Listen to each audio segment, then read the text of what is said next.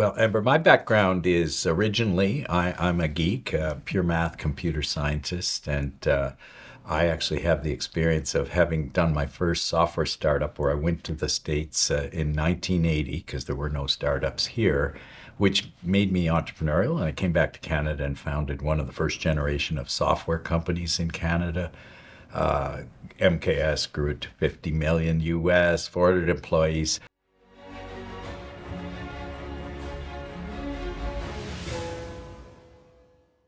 So use that experience to help alongside that recognize we were building a new kind of industry in the country, the knowledge-based industry, rather than the old economy that Canada had been built on.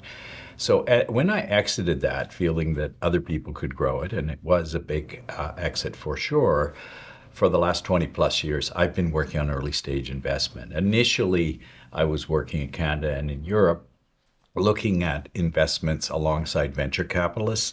But as the landscape changed, I learned that my hands-on experience, that the early stage challenges of capital not being available created this opportunity. So I became, whether I liked it or not, a kind of a super angel investor that would go in and actively lead deals.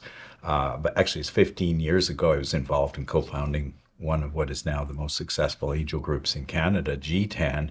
And over that period, I worked hard and built many companies as an active lead, but I also focused on the ecosystem, trying to share that to others and build across the country.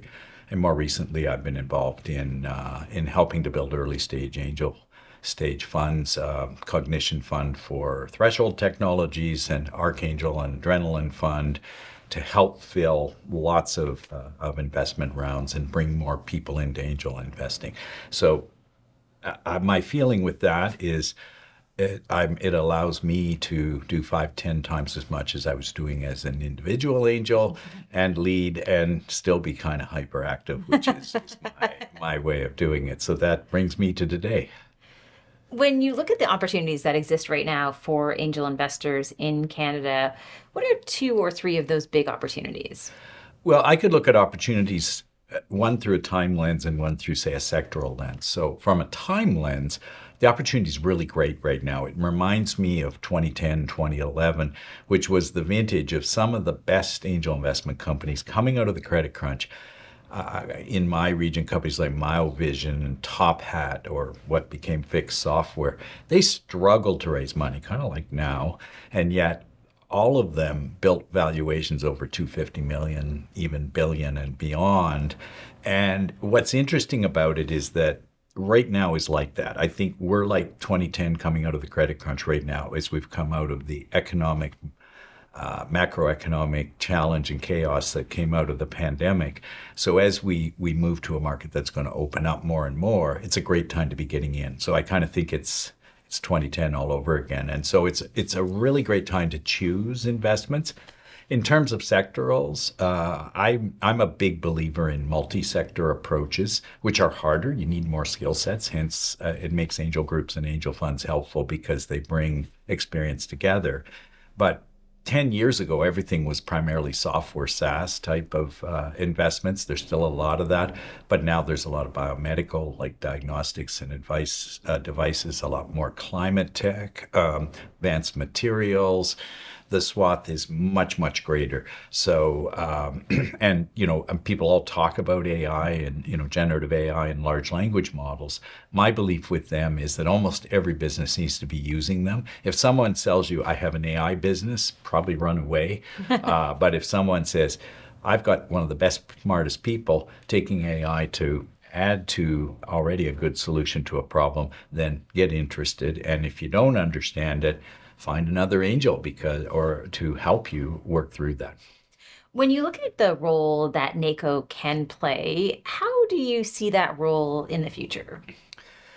Well, it's been interesting. NACO's role always was the national community for angel investors to kind of bring everybody together, whether they were a fund, whether they're individual investor, and to some extent, some of the companies that were presenting nationally in the best and brightest, and also collaborating with people internationally, the US and Europe, to bring best practices to the table and help lift everybody up. And the pandemic changed that. So like everyone else, NACO had to pivot and, much more online and so on. And as a board member, we're seeing NACO now returning to up level to the next level for the new reality after COVID, because I think there's new ways of collaboration.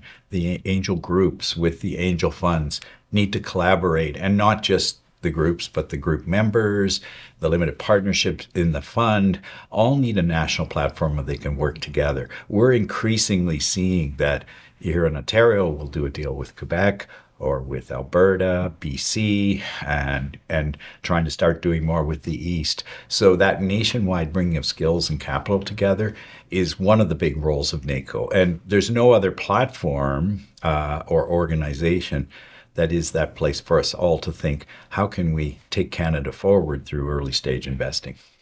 What have been some of the highlights in terms of your experience on the NACO board? Well, for me, the highlights, I think, and I was always saying I'm too busy. I'm too busy. I've been on the NACO board for quite a while. It was really the sense that we had a lot of smart people around the table who were passionate and liked the angel ecosystem. They really wanted to give back. They weren't there as a board just to keep a seat warm. They were there because they had ideas to share. And what I liked is that you might think in Canada we're very bifurcated. Sometimes, the people in Quebec didn't understand the people in Alberta. We have people from across the country who are very smart. And we're finding things on that board and the ways NACO can help that no one else can deal with, right? Because it gets all those people in the room. So some of the highlights have certainly in the past been putting on the conferences where we all get together, and we're really looking forward to bringing that experience back to add on to the other great member programs that NACO's been building. What would you say to someone who is thinking that perhaps they want to start angel investing? They're not really sure where they can begin, but what would be some of the benefits or the things that you've seen in terms of the rewards of that process?